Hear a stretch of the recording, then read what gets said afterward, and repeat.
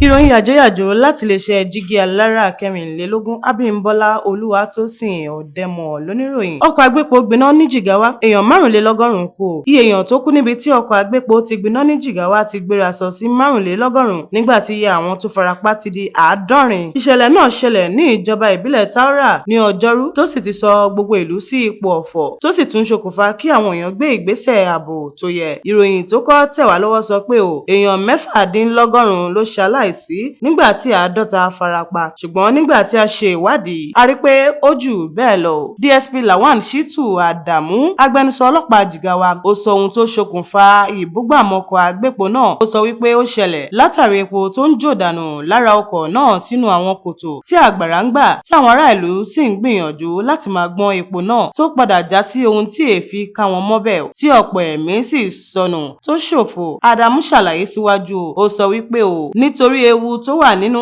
kí epo máa jò dànù kí a sì máa sáré àti gbọ́npo, ó ní ó léwu lọ́pọ̀lọpọ̀. Ó ní àwọn elétò ààbò pàjáwìrì ṣiṣẹ́ takuntakun lẹ́yìn tí ìṣẹ̀lẹ̀ náà ṣẹ̀. Òkú Marunlelogorun ni wọ́n sì ti gbé kúrò níbi tí ìṣẹ̀lẹ̀ náà ti ṣẹ̀ nígbà tí 70 ènìyàn ti farapa tí wọ́n sì gbé wọn lọ sí ilé ìwòsàn Regim àti Adijia fún ìwòsàn tó péye. Nígbà tí iná náà ṣẹ́yọ, àwọn ọlọ́pàá àtàwọn panápaná pẹ̀lú ará ìlú gbìyànjú láti paná náà tí wọ́n sì ní ìkápá láti jẹ́ kó dínkù.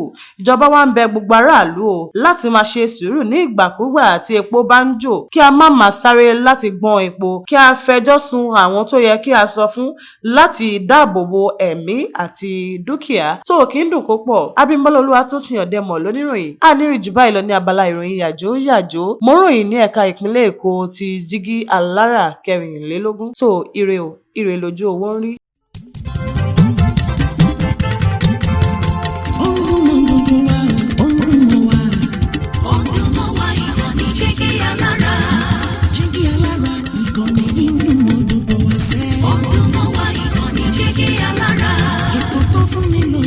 Ètò tó wà ní lọ́yẹ̀ wà ń bẹ̀. Ọdún mọ́ wá ìkànnì Jigawa lára. Ìròyìn lóríṣiríṣi tàbí mọ́ bó ṣe ń lọ láwùjọ.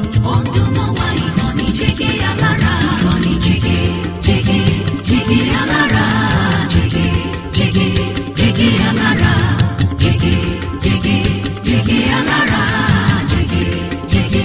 Jigawa lára. Ìkànnì Jigawa lára kẹrìnlélógún bàbá gbogbo.